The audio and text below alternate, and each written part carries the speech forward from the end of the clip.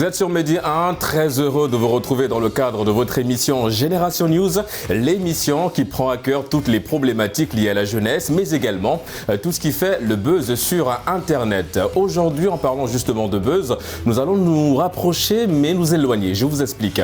Nous allons en première partie faire un focus sur l'industrie culturelle et on va dire un petit peu sa création, sa créativité après et avant la Covid-19. Et en deuxième partie d'émission avec mes invités, nous allons plancher sur la place du digital dans l'entrepreneuriat culturel. Pourquoi ça fait le buzz? Tout simplement parce que sur les réseaux sociaux, on en parle un petit peu, raison pour laquelle, avec mes invités, nous allons essayer d'apporter des éléments de réponse à ces thématiques. Ils sont là avec moi sur ce plateau de Génération News. Il s'agit de notre ami Idriss. Vous êtes président de l'association Passager. C'est une association qui fait un focus sur la jeunesse et la culture. Une association, on le rappelle, à but non lucratif. Merci d'avoir répondu à l'invitation Génération News. Merci à vous, Régis. Nous remercions également notre ami Abdel. Vous êtes designer créatif. Merci d'avoir répondu à l'invitation de Génération News. Merci beaucoup. Et nous allons terminer cette phase de présentation avec un habitué, évidemment, de ce plateau Génération News. Notre ami Mohamed, vous êtes spécialiste en communication digitale. Toujours un plaisir, évidemment, de te recevoir sur ce plateau Génération News. Plaisir partagé, Régis. Les amis, nous allons tout de suite mettre les pieds dans le plat en parlant de cette première thématique. On va parler de la créativité dans le domaine culturel après, évidemment, la Covid-19. Idriss, je me tourne vers toi. Vous êtes président de cette association Passager, un focus sur la culture et la jeunesse. Mais avant d'entrer en profondeur, peut-être revenir un petit peu sur la thématique. Quelle analyse fais-tu aujourd'hui de la créativité, la création après la Covid-19 dans le domaine culturel, évidemment? Très bien, merci Régis. Je pense qu'il faut commencer par faire un petit focus sur ce qui s'est passé durant la période du Covid-19 et se dire que c'était une période où les personnes ordinaires, je dirais, qui étaient quotidiennement au travail, au boulot, ont pu ressentir enfin l'impact de la créativité culturelle sur leur vie quand elles étaient en période de confinement principalement. Parce que c'était une période où le besoin et la demande à la création cinématographique, à la création de la musique, ce toucher quotidien de tout ce qui est artistique est devenu très important pour passer du temps dans un premier temps et pour comprendre beaucoup de choses que nous ne pouvions pas comprendre via les informations. C'est comme on dit, le connaître toi-même de Socrate n'a pas eu autant d'influence sur nous qu'en cette période. En fait. Exactement, exactement. Alors là, l'artiste en soi et toutes les équipes qui sont derrière, la production, ceux qui font des scénarios, etc., se sont trouvés dans un défi où il y avait beaucoup de demandes. Et l'offre devait un petit peu accompagner ces demandes. Et là, on ne peut pas vendre sans être créatif. C'était ça au début. Et les plateformes sur les réseaux sociaux ont donné toute cette capacité aux artistes de faire des lives, de créer, etc. Il y avait de petits soucis techniques au début parce que les artistes n'étaient pas initiés. Pas tout le monde, je dirais, n'était pas initié à ce genre de pratique. Alors, il y avait des techniques de son, il a fallu quand même changer la connexion Internet. Il y avait toute cette industrie qui devait accompagner ça. On aura le temps, mon cher Idriss, d'entrer en profondeur sur cette partie-là. Alors, je le disais en entame de mes propos, vous êtes le président de l'association Passager, une association marocaine. Vous êtes marocain de nationalité. Alors, vous êtes au Sénégal, justement, pour, on va dire, des formations. D'où est venue déjà cette envie de mettre la jeunesse et la culture au centre de ce projet? Très bien. Pour l'association Passager, nous avons commencé comme un collectif d'artistes depuis 2011. D'accord. C'est un collectif à but non lucratif. On faisait de la création, des ateliers d'écriture, des ateliers de musique, etc. Et après, parce qu'on n'avait pas beaucoup de scènes dans la région où on habitait, alors on a commencé à mettre en place des scènes d'expression pour les jeunes où les jeunes viennent écouter, regarder et d'autres viennent présenter leur création. Après, quand nous avons commencé un petit peu à côtoyer le milieu culturel, on a pensé à mettre la culture au service de la citoyenneté et faire aussi de la culture un monde entrepreneurial pour les jeunes. D'accord. Et c'est là où on a commencé à viser l'entrepreneuriat culturel via des formations dans tout ce qui est technique de son, éclairage, infographie, vidéographie, etc. C'est des choses comme ça. Après, moi, j'ai eu la chance de visiter le Sénégal.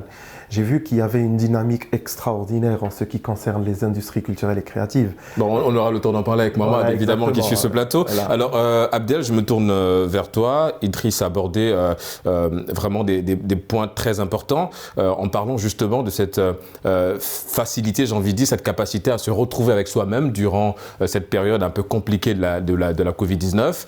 Est-ce que ça a été le cas pour toi? Je vais dire, toi qui es dans le domaine du design et de la création, est-ce que cette période de Covid-19 t'a un petit peu permis on va dire, à donner le meilleur de toi-même?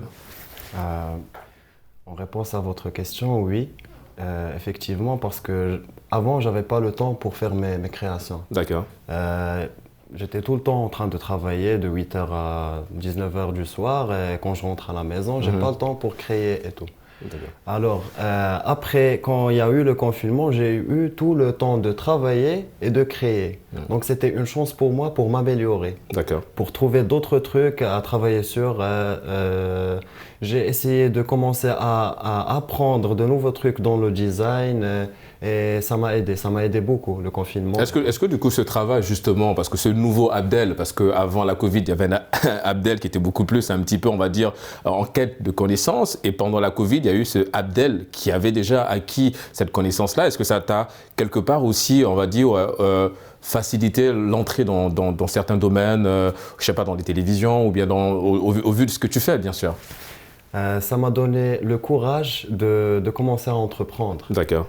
En fait, quand j'étais à la maison en train de penser, en train de faire mes trucs, de créer et tout, j'ai commencé à apprendre comment entreprendre. Donc, post-Covid, j'ai directement ouvert mon entreprise. D'accord. Et j'ai commencé à faire mes propres projets dont je créais ce que je voulais. Et je travaillais avec des gens que je voulais, je choisissais. Ouais, c'est vrai qu'en général, quand on est entrepreneur, on a cette facilité à choisir avec qui on veut travailler. Et c'est toujours le cas aujourd'hui. Je veux dire, aujourd'hui, tu as cette facilité à choisir avec qui tu veux travailler. Oui, d'accord. Effectivement, parce que, comme vous l'avez dit, il y avait l'ancien Abdel Ilah et le nouveau Abdel Ilah. Ouais. Et ça m'a donné la possibilité de vraiment choisir. Est-ce que du coup, ça t'a permis de réduire ton temps de travail? Je veux dire, le Abdel d'aujourd'hui, il est capable de nous faire une création en un temps record que celui d'avant ou bien? Ça m'a permis d'axer mon travail sur les trucs que j'aime. D'accord. Donc je travaille en faisant ce que j'aime. C'est pas comme avant. Je faisais des trucs imposés. D'accord. Maintenant, je fais ce que j'aime. Moi, je pense qu'il a élargi aussi son équipe. Je pense que c'est ça. Oui, j'ai élargi mon équipe, j'ai eu la chance de connaître des gens, de travailler avec de nouvelles personnes et de tester la capacité de travailler en équipe avec des gens que je ne connaissais pas avant. D'accord. Donc, c'est plutôt un point positif, on a envie de dire. Oui, c'est un point positif, oui. Exactement. Mohamed, alors c'est vrai, Idriss l'a souligné, Abdel vient également de souligner ce point très important, c'est un constat de manière générale, parce qu'aujourd'hui, pendant, sinon après, évidemment post-Covid, on a vu cette création, cette créativité chez les jeunes un peu partout sur le continent. Pourquoi maintenant? Pourquoi on a l'impression qu'il fallait qu'on attende l'arrivée de cette pandémie? Alors ça sonne un peu bizarre, mais on est obligé de le dire, pour qu'aujourd'hui on puisse sentir un peu de cette envie de créer de la part de jeunes. Pourquoi pas avant la Covid? Alors pourquoi pas avant? Parce qu'avant la Covid, je ne pense pas qu'il y avait un déclic. Un déclic qui pourrait permettre aux jeunes de faire sortir le meilleur d'eux-mêmes et de faire sortir en fait leur capacité d'adaptation par rapport à des situations X. Ouais. Aujourd'hui, si on regarde la Covid, on a vu des phénomènes surgir de nulle part. On parle par exemple de Rabilam, on parle d'autres personnes, etc. Donc ce sont des personnes qui aujourd'hui ont des talents, mais qui avaient juste besoin que quelqu'un, ou bien qu'on appuie juste sur un bouton pour que ça se déclenche, quoi. Donc c'est tout à fait compréhensible. Et après, on était dans un contexte où il n'y avait pas vraiment de challenge. Donc aujourd'hui, le gros challenge pendant la Covid, c'était de se démarquer par rapport à tout le monde. Et justement, ce point de créativité, c'était on va dire l'épicentre même, le point par excellence. Exactement. Donc la créativité, il permettait de se démarquer de tout ce qui se faisait. Donc il y a eu pas mal d'entreprises qui ont fermé, il y a pas eu pas mal d'artistes qui n'ont pas produit durant la la Covid, etc. Donc l'artiste qui aujourd'hui trouve un moyen de pouvoir se produire en période de pandémie, pour moi, il sort du lot. Et c'est cet artiste-là qui sera suivi. Donc si on regarde les artistes qui ont fait des concerts via Zoom ou bien d'autres plateformes de streaming, etc., les artistes qui sont capables de sortir un son et qui le diffusent sur des plateformes de téléchargement légal ou bien d'écoute en ligne, etc., ce sont ceux-là qui sont sortis du lot. Et aujourd'hui, si on regarde par exemple avec Abdel, il a pu créer de nouvelles choses, d'accord, en moins de temps. Pourquoi? Parce qu'il a plus de temps pour réfléchir et peaufiner un peu son idée et pouvoir travailler là-dessus sur la durée. Est-ce que, Mohamed, je reste avec toi, est-ce que vous pensez qu'aujourd'hui, vous l'avez souligné, Idriss aussi, certains artistes, de manière générale, comédiens comme chanteurs, se sont un petit peu adaptés à la situation, en l'occurrence le numérique, pour promouvoir leurs activités naturellement. Est-ce que vous pensez qu'aujourd'hui, l'Afrique est prête, de manière générale, le Sénégal ou d'autres pays, à justement s'adapter à cette formule, à cette nouvelle formule? On a vu Youssou N'Dour, vous l'avez souligné, qui n'est plus à présenter sur la scène nationale et internationale, qui a donné un grand concert, on va dire virtuel, tout simplement, parce que les gens étaient connectés depuis chez eux, ils pouvaient regarder le concert. Daradji également, qui est un grand groupe de rap culturel, faut le dire ainsi, sénégalais, qui n'est plus à présenter aussi, et est entré dans ce domaine-là. Plusieurs comédiens, humoristes aussi l'ont fait. Est-ce qu'aujourd'hui l'Afrique est prête, mon cher Mohamed, à s'adapter à cette nouvelle formule? Je pense bien que l'Afrique est prête. Pourquoi? Parce qu'on a la créativité qu'il faut pour ça, mais on a également l'expertise technique pour mettre en place ce type de plateforme. Aujourd'hui, si on regarde utiliser Zoom ou bien utiliser Google Meet ou une autre plateforme de visioconférence en ligne, est aujourd'hui devenu quelque chose de très simple. D'accord? Après, pour nous, si on n'est pas parvenu quand même à créer des choses durant la Covid, je pense qu'après l'après-Covid devra nous permettre de nous baser sur l'expérience qu'on a eue durant la Covid pour créer de nouvelles choses et partir de cela pour soutenir un peu le développement de ces secteurs qui sont porteurs aujourd'hui. Idriss, est-ce que le grand défi aujourd'hui, post-Covid, en ce qui concerne l'industrie culturelle, c'est la formation? Parce qu'il y a beaucoup de comédiens, il y a beaucoup d'artistes qui, malheureusement, le numérique, c'est loin derrière eux. C'est difficile à maîtriser encore aujourd'hui. Exactement, nous l'avons pu remarquer durant la pandémie, parce qu'il y avait des artistes qui ont rayonné et d'autres qui, je dirais moi. Et c'était ça le défi, c'était comment pouvons-nous digitaliser tout ceci. Je reviendrai rapidement sur un petit point. Allez-y. Parce que durant cette pandémie, nous avons aussi vu, parce que je ne pense pas que c'était un défaut de créativité de la part de nos jeunes et artistes en Afrique, mais c'était surtout le business model. Comment peut-on ramener de l'argent de tout ça? Alors on a vu qu'au Maroc, par exemple, il y a eu toute la législation des droits d'auteur qui a été refaite et qui a permis aux artistes d'avoir de l'argent en passant sur les plateformes. Et après, aussi sur les réseaux sociaux, il y avait Facebook qui a revu même la question de comment payer les droits d'auteur, etc. Et encourager on va dire les acteurs clés même de Facebook, les humoristes en général. Exactement. Et il y avait tout ça qui a été revu et c'est ça qui a boosté encore une fois cette volonté des artistes de créer encore plus pour pouvoir aussi gagner de l'argent, parce que c'est ça, c'est aussi ça la finalité. La finalité, bien sûr. C'est des industries. Alors oui, la formation est un facteur clé parce qu'il y a beaucoup de techniciens qui sont très bien en Afrique, mais il faudrait toujours être dans la formation et l'auto-formation parce que ce domaine-là est en évolution perpétuelle. Il faudrait toujours être à jour pour pouvoir permettre à tous les artistes de bénéficier au maximum de tout ce qui se passe, pas au Sénégal, pas au Maroc, mais dans le monde entier. Abdel, la post-Covid-19, c'est aussi l'avènement de la 5G.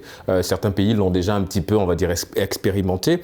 Est-ce que l'avènement de la 5G va, entre guillemets, faciliter ta création, ton esprit créatif, au vu on va dire quoi, des applications que tu utilises aussi, le fait que la 5G va un peu aller très vite. On nous dit qu'on peut télécharger un film un film de 1h30 on va dire en 2 minutes. Peut-être que j'abuse un peu, mais je pense que c'est un peu dans cette logique-là.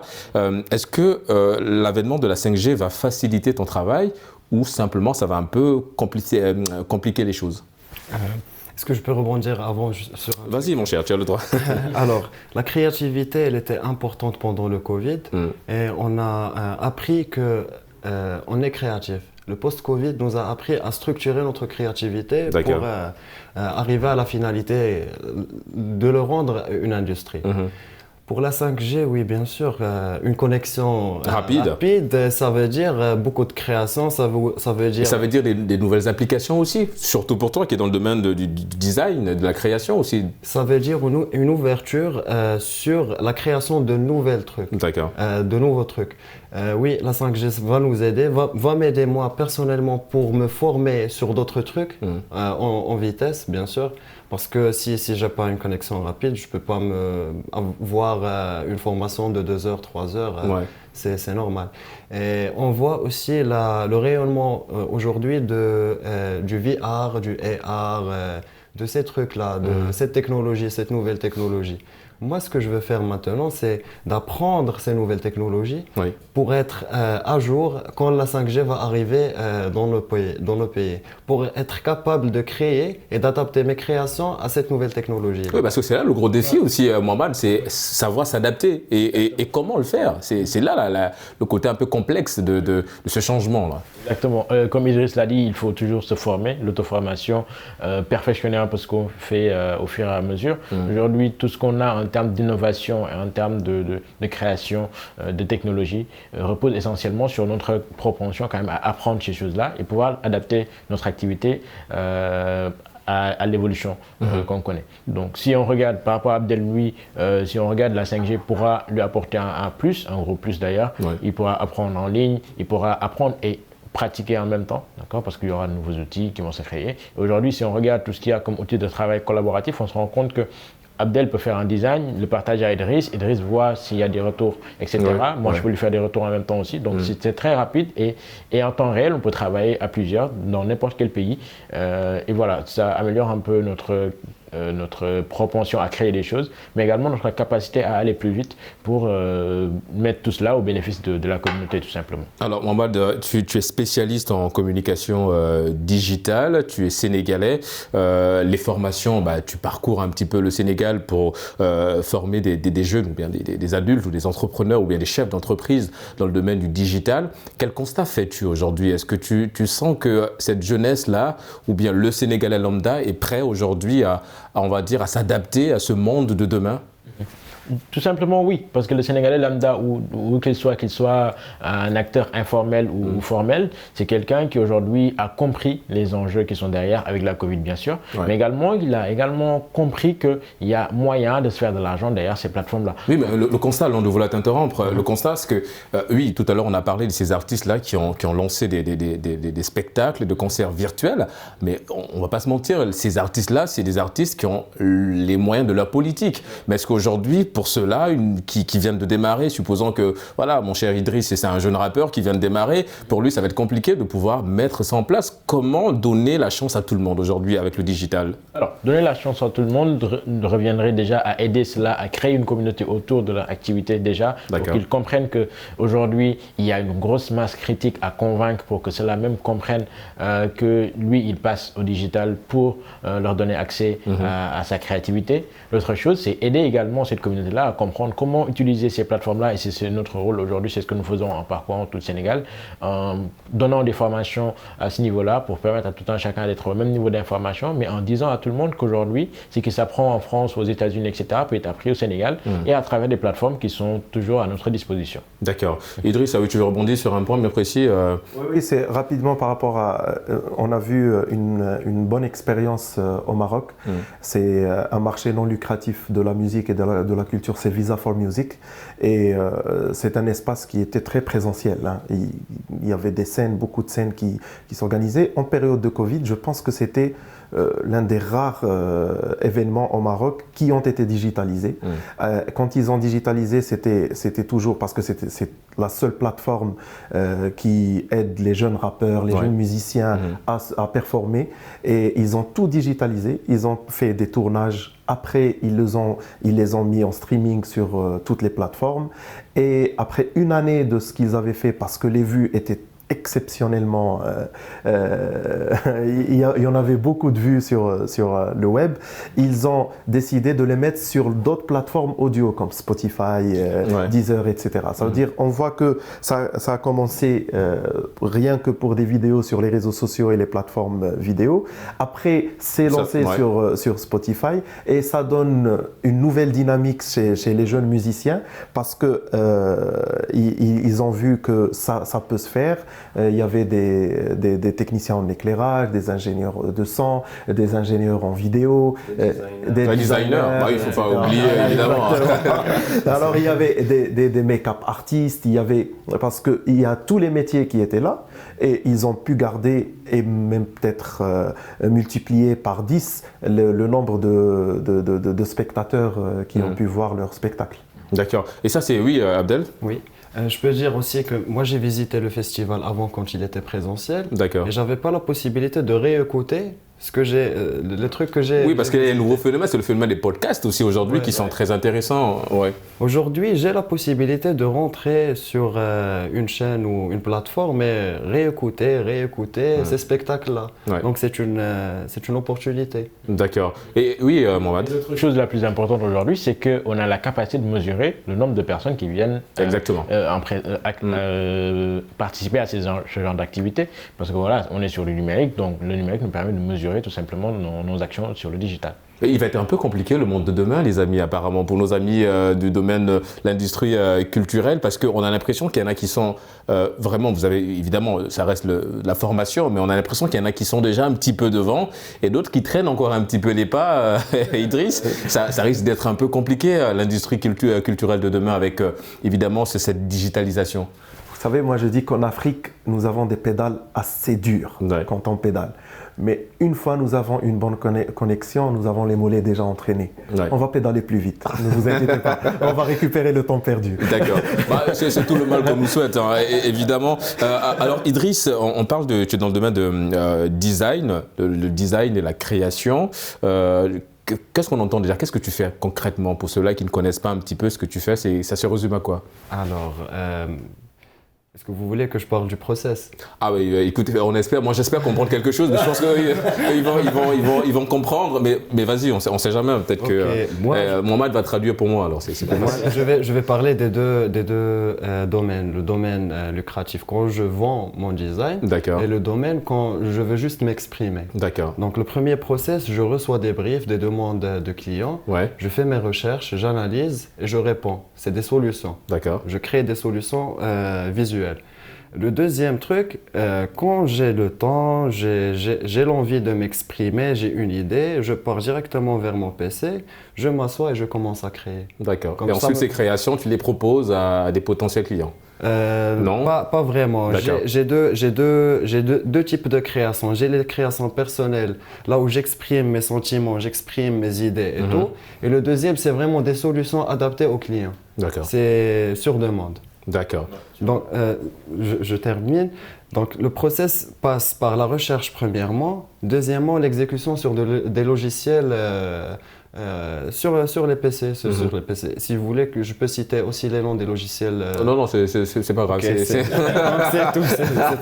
Non, on a compris le process, c'est le plus important. Des fois que la création, elle passe aussi par le crayon. Ouais. Elle commence déjà par le crayon et je sais pas comment ça s'appelle cette Des croquis. Des esquisses, des croquis. Voilà, exactement. Et après, ça peut être digitalisé. D'accord. C'est tout un processus, hein, apparemment, en ce qui concerne le métier de designer et ce que tu fais, hein, tout simplement, mon cher Abdel. Mohamed, on parle du numérique. Tu es un expert, tu es dans ce domaine-là. On a parlé un petit peu de l'industrie culturelle au Sénégal.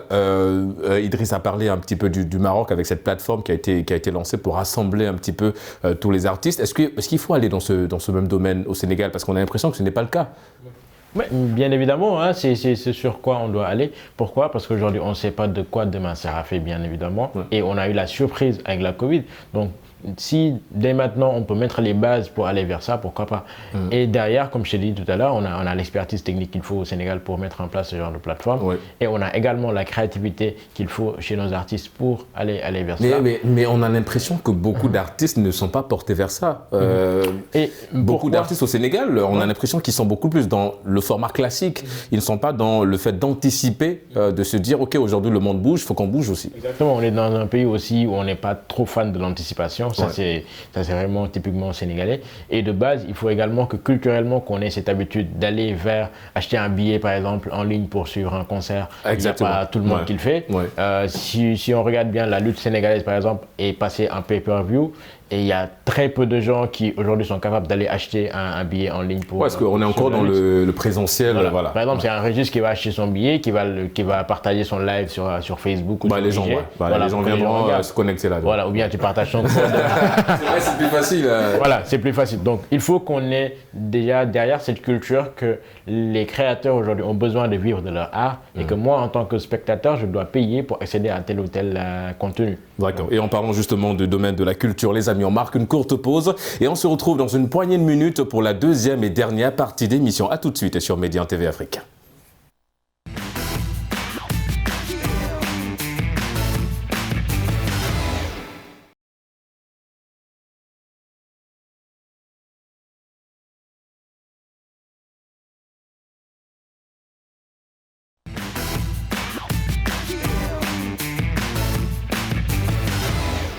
De retour sur le plateau de Génération News pour la deuxième et dernière partie d'émission. Nous allons, avec mes invités, parler de l'entrepreneuriat dans le domaine culturel, la place du digital dans le domaine de l'entrepreneuriat culturel. Je me tourne vers toi, mon cher Mohamed. Je l'ai souligné en première partie, tu es expert dans ce domaine-là, spécialiste en communication digitale. Qu'en est-il de l'entrepreneuriat dans ce domaine aujourd'hui, en Afrique de manière générale et peut-être au Sénégal de manière particulière? Alors, si on regarde aujourd'hui, si on part un peu du constat général, c'est que l'entrepreneuriat est devenu, la bonne nouvelle qui est venue pour l'Afrique. Pourquoi? Parce que chacun y trouve son compte et quel que soit le domaine dans lequel intervient la jeunesse, il y a un moyen d'entreprendre et de pouvoir générer du revenu dans ce domaine-là.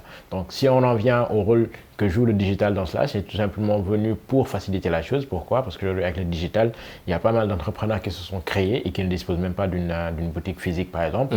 Ils ne disposent pas d'un espace d'expression physique. Donc, ce qu'ils font, c'est s'exprimer à travers les plateformes digitales.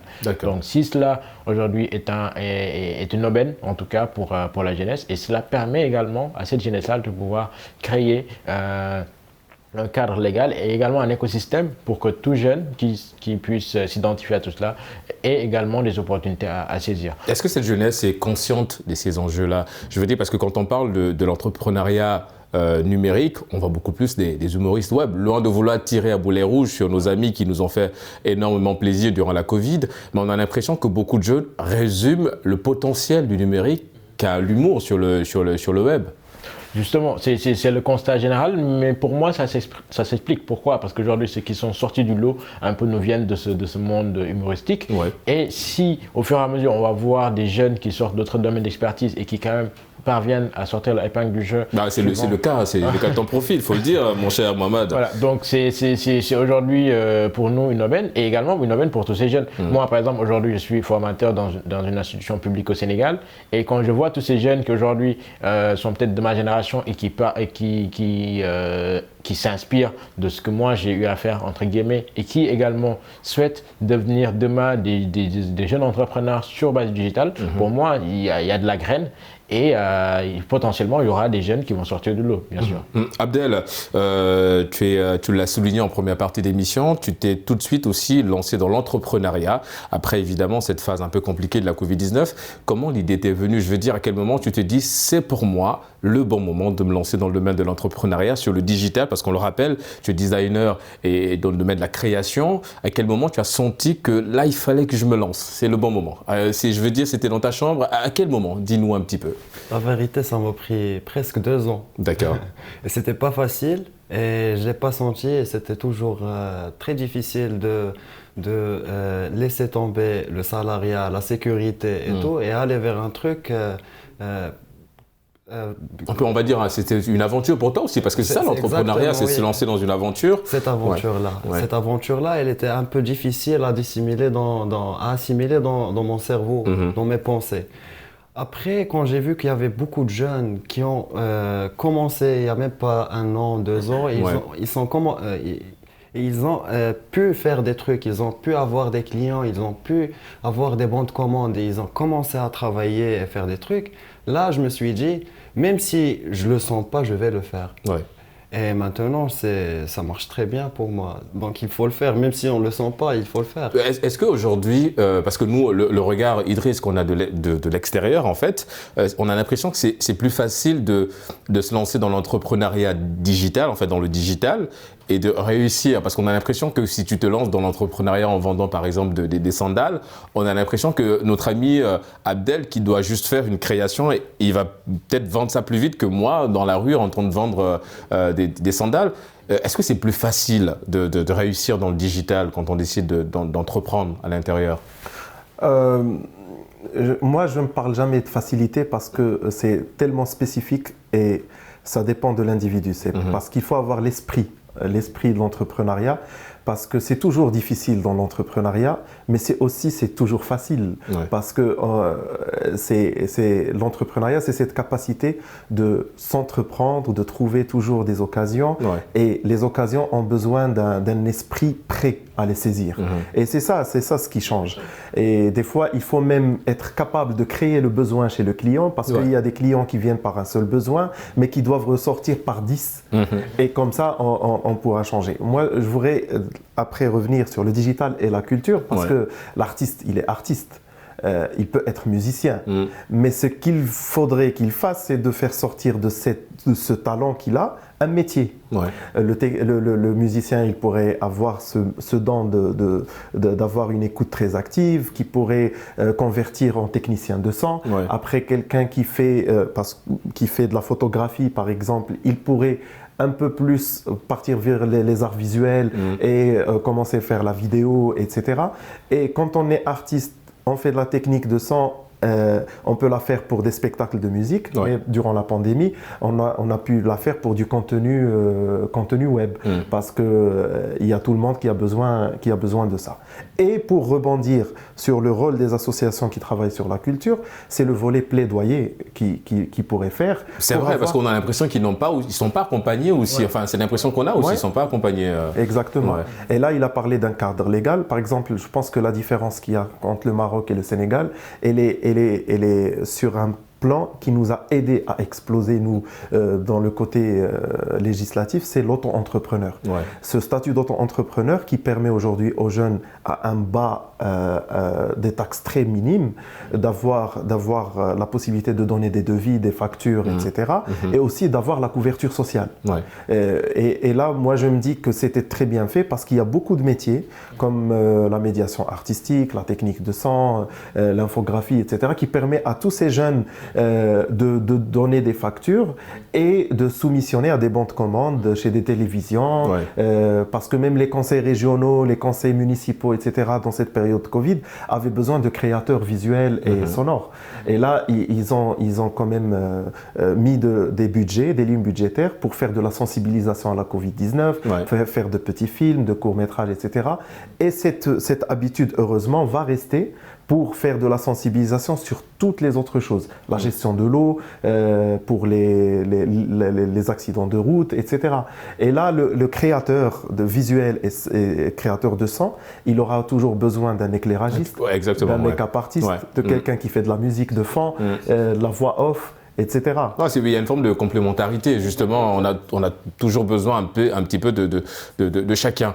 Idriss, le cas évoqué par notre ami, Mamad, le cas évoqué par notre ami Idriss, est-ce que le Sénégal est dans cet élan-là? Est-ce que je veux dire, en ce qui concerne par exemple les taxes aujourd'hui pour ces jeunes-là qui veulent entreprendre dans le domaine culturel, en l'occurrence avec le digital, à l'aide du digital?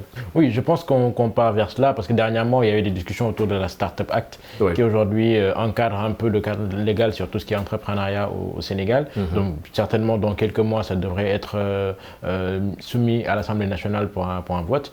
Mais pour moi, aujourd'hui, effectivement, ce cadre légal-là permet de sortir du lot.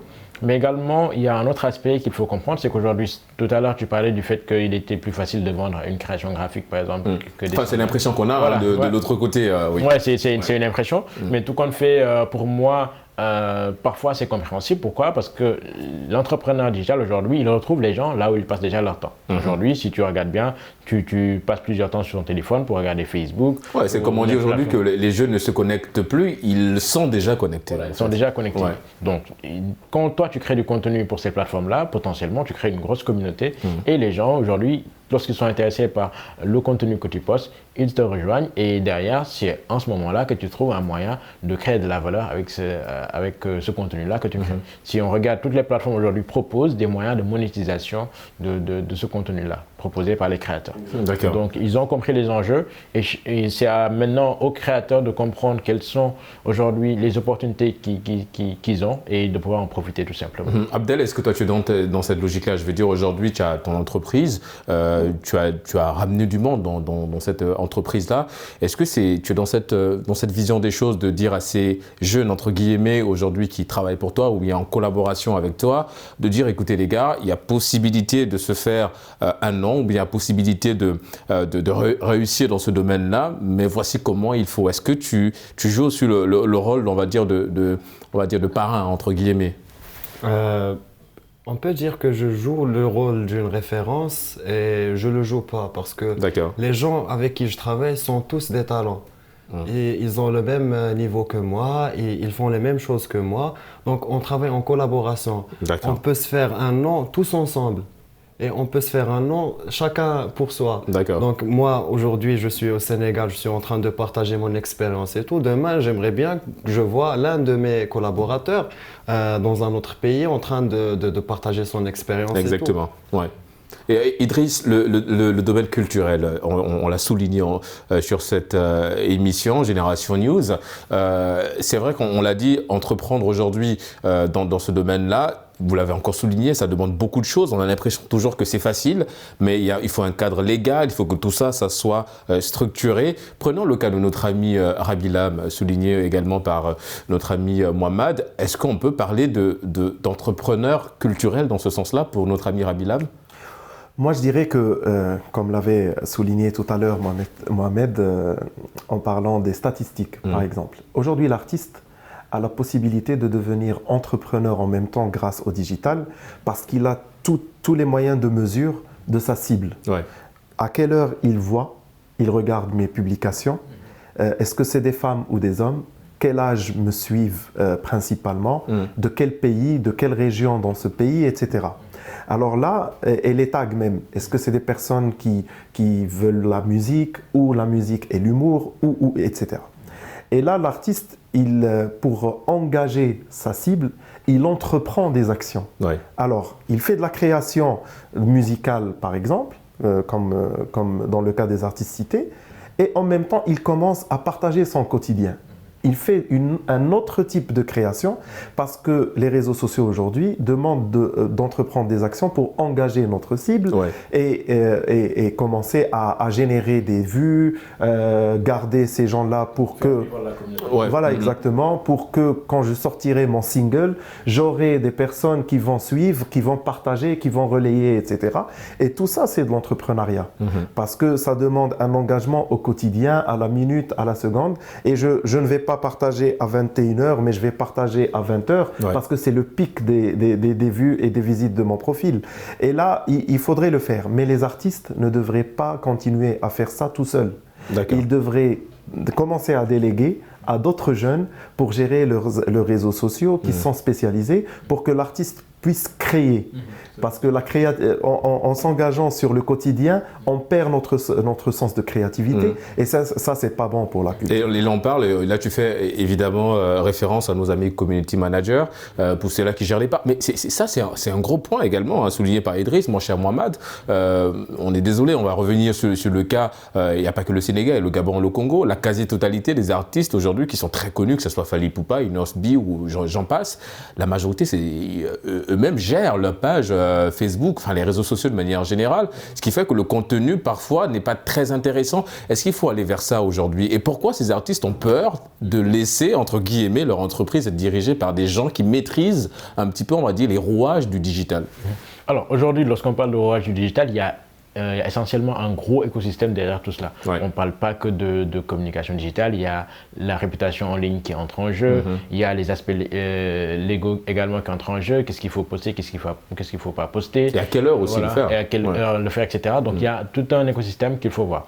Maintenant, pourquoi les artistes ne délèguent pas? Tout simplement parce qu'il y a déjà la relation de confiance qu'il faut entretenir avec la personne à qui on confie ces choses-là. Parce qu'une personne qui a accès à tes plateformes, il a tout simplement accès à toute ta vie. Voilà, à toute ta vie. Donc aujourd'hui, pour moi, une fois que l'artiste parvient à démarquer l'aspect personnel et l'aspect professionnel, parce qu'aujourd'hui c'est un gros problème. Aujourd'hui, lorsqu'on regarde la plupart des artistes, aujourd'hui, ils n'ont pas une vie personnelle, une vie professionnelle. Ils devront comprendre qu'aujourd'hui, les productions qu'ils font, c'est par rapport à leur vie professionnelle. Donc, ce sont des productions, ils gagnent de l'argent avec ça.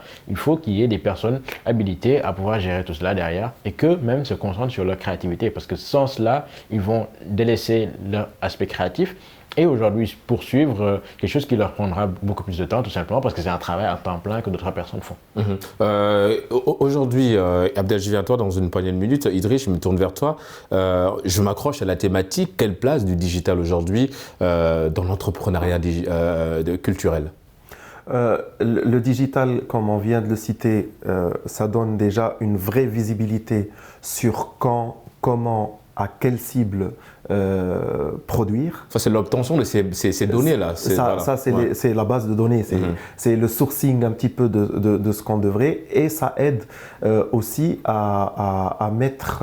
c'est la première vitrine de la production culturelle aujourd'hui. Je vois beaucoup d'artistes, on ne les voit pas sur les marchés, mais on les voit sur les plateformes virtuelles, sur le digital dans un premier temps. Après, ça descend. Et c'est ce qui est un point très fort pour le digital. Et le digital, il a revu toute sa législation, toutes ses possibilités de financement, comment payer les artistes, etc. Et ils sont toujours en évolution, ce qui est bien aussi parce que le digital aujourd'hui respecte la culture. Et je pense que l'une des plateformes qui respecte le plus la culture, c'est le digital. C'est pour ça que tous les gens de la culture se redirigent vers le digital. Enfin, gagneraient à se diriger vers le digital. Et après, il y a toute cette conscience politique du digital. Ça veut dire il y a ce contrat, ce pacte entre le digital, les États et les peuples qui est en train de se mettre en place. Et l'artiste et les gens de la culture jouent un rôle très très important parce que tout ce qu'on diffuse sur les réseaux sociaux un petit peu montre notre culture. Et la culture de chaque pays, dans les pays, ça montre la culture de chaque région, etc.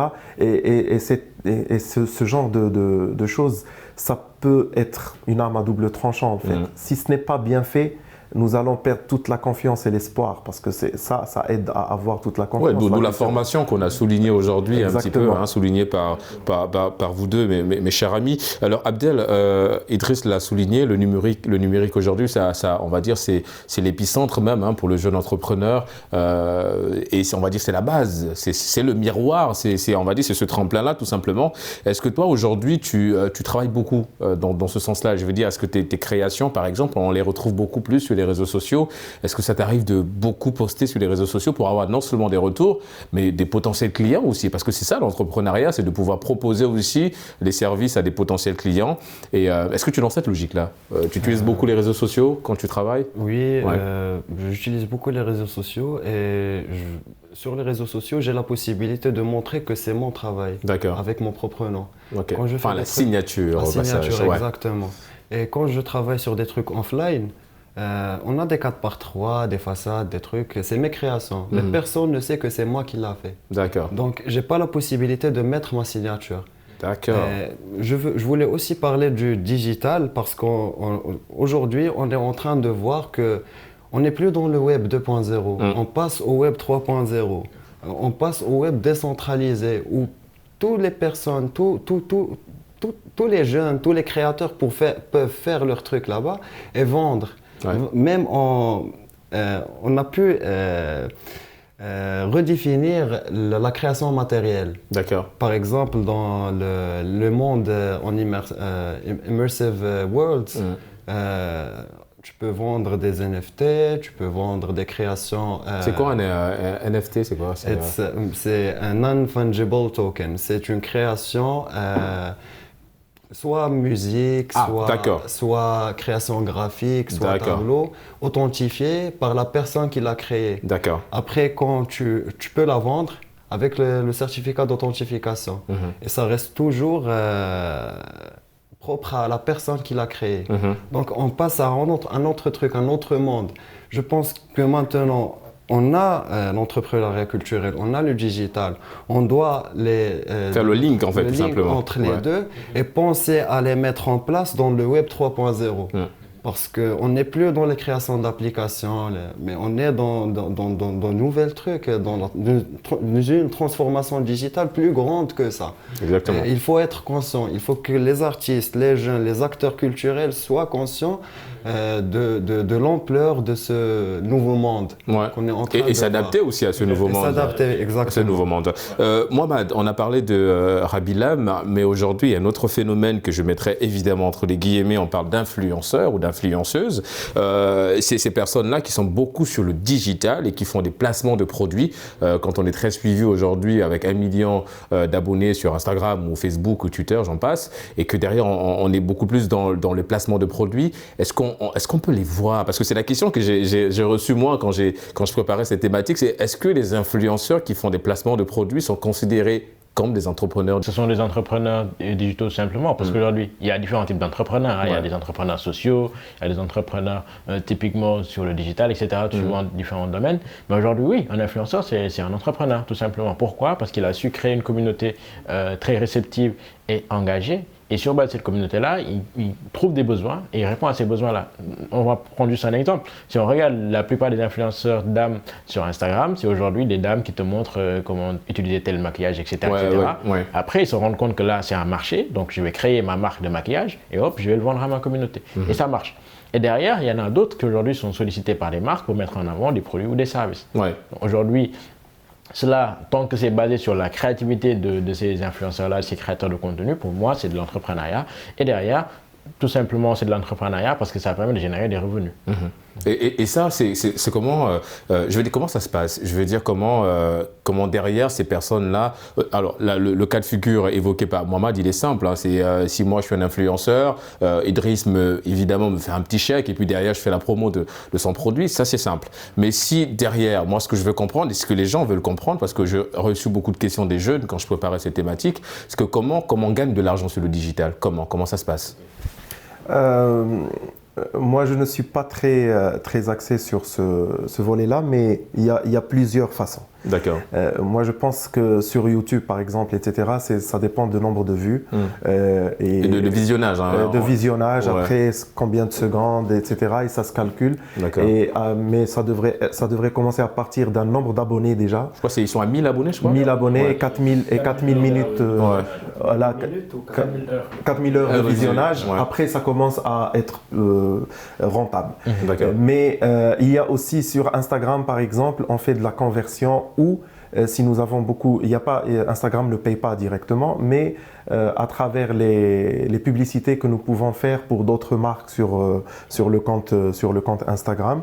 Et je pense qu'il y a aussi sur YouTube, par exemple, il faut accepter de faire passer des publicités lors de la vidéo, des collaborations, etc. Et il y a aussi qui font les deux, parce qu'ils mettent aussi une publicité dans le cadre de la vidéo avant de raconter une histoire. Ils font un giveaway qui est par exemple offert de la part d'une marque donnée. C'est très compliqué apparemment. Enfin, compliqué c'est une manière de parler, mais c'est un process, mais qui met en exergue toujours la créativité de l'influenceur ou du créateur de contenu. Parce qu'aujourd'hui, on peut mettre en avant un contenu. On peut mettre en avant un contenu sponsorisé, mais il faut d'abord être très créatif pour le faire. Parce que sinon, on va ressembler à un panneau publicitaire tout simplement. Il y a même moi, je suis quelqu'un qui fait beaucoup de thématiques un peu politisées, etc. Et de temps en temps, il met où il faudrait voir ça. placement de produits. Voilà, Il le mentionne. direct. Il y en a qui le font directement, qui te disent, voilà, ça c'est un placement de produit. Voilà. Donc aujourd'hui, même les plateformes, ils t'obligent, entre guillemets, à mentionner que ceci est un partenariat rémunéré, d'accord, pour que les gens, même qui regardent, sachent que ceci est un partenariat rémunéré. Et il y a même cette vidéo inclut du contenu commercial. Il y a la petite notice en haut, là, en général. Il y a ce respect, en fait, envers l'auditeur, parce qu'il ne faut pas les prendre pour des idiots aussi. Il faut leur dire tout et il ne faut pas un petit peu mettre en défi ou en challenge cette relation entre celui qui crée du contenu et celui qui le reçoit. C'est ça le défi. Ça a créé même une situation assez légale. Il y a par exemple la série, je pense que c'était Idole, je sais plus quoi, qui a été mise sur une plateforme de streaming online. Donc, il fallait payer pour accéder à ce contenu-là. Mais la communauté a dit non. Pourquoi? Parce que c'est nous qui vous permettons de gagner de l'argent. C'est nous qui regardons YouTube pour que vous puissiez gagner de l'argent. Tu vois? Donc, quelque part, ça crée une certaine relation tendue un peu. Mais il faut quand même que les créateurs gagnent par rapport à ce qu'ils font. Idriss, oui, vas-y, Abdel. Expliquer à la communauté comment on gagne de l'argent. C'est ce qu'on est en train de faire maintenant. Il faut leur expliquer. L'autre chose à faire aussi, c'est que toujours il faut faire des giveaways. Il faut que la communauté se sente embarquée dans ce que vous faites. Aujourd'hui, vous ne pouvez pas gagner de l'argent et derrière ne pas donner un tout petit peu à la communauté, quoi. Et Idriss, il nous reste quelques minutes avant de clore cette deuxième et dernière partie d'émission. Est-ce qu'aujourd'hui, au vu de tout ce qu'on vient de dire sur ce plateau Génération News, on va ramasser un petit peu tout ce qui a été dit, est-ce que l'entrepreneur de demain sur le digital sera un petit peu plus outillé? C'est vrai qu'aujourd'hui, c'est un peu outillé dans quel sens? Parce qu'aujourd'hui, on a l'impression que beaucoup ont un peu, il faut le dire, cette faiblesse d'aller vers le digital. À quoi va ressembler l'entrepreneur de demain du digital? L'entrepreneur de demain du digital, alors il est devant un grand champ. Il est devant déjà ce qu'il a raté. Il est devant cette rapidité de 2 ans de la période de la Covid-19. Est-ce qu'il peut rattraper aussi? Voilà, et ce qu'il devrait rattraper. Et il est devant la métaverse aussi. Il est devant plusieurs choses. Exact. Mais après, moi, je ne sous-estime jamais les gens qui sont sur le digital parce que ceux qui sont sur le digital, ils croient à une seule chose, c'est qu'il y a toujours des solutions. Et que les vitesses ne sont pas comparables. On pourrait faire des choses que d'autres feront en 10 ans, on peut les faire en 30 minutes. Et ça, c'est ce qui est bien, c'est cette capacité de trouver toujours des manières de faire, etc. Et les jeunes, ils sont tellement outillés, ils sont très bien outillés. Il faut juste qu'ils soient structurés, c'est ce que Abdel a mentionné. C'est cette capacité de structurer, avoir une vision stratégique, mais avec un esprit opérationnel. Et d'ailleurs, c'est ce que tu fais, mon cher Idriss. Nous sommes arrivés au terme de cette émission. Oui, ça allait vite, les amis. Effectivement, nous remercions Idriss. Vous êtes président de l'association Passagers. Vous êtes de passage, il faut le dire, au Sénégal, justement pour, on va dire, former des jeunes dans le domaine de la culture, mais c'est surtout aussi dans le domaine du digital. Et donc, merci d'avoir répondu à l'invitation de Génération News. On remercie également notre ami Mohamed. Vous êtes spécialiste en communication digitale. Toujours un plaisir, évidemment, de te recevoir sur ce plateau de Génération News. Et on remercie également notre ami Abdel. Vous êtes designer créatif de passage aussi au Sénégal, marocain de nationalité. Merci en tout cas d'avoir répondu à l'invitation de Média. Merci à vous. Et les amis, c'est la fin de cette émission Génération News. On se donne rendez-vous la semaine prochaine pour d'autres thématiques liées à la jeunesse. Et d'ici là, quoi qu'il arrive et quoi qu'il advienne, gardez le sourire en compagnie de nos programmes.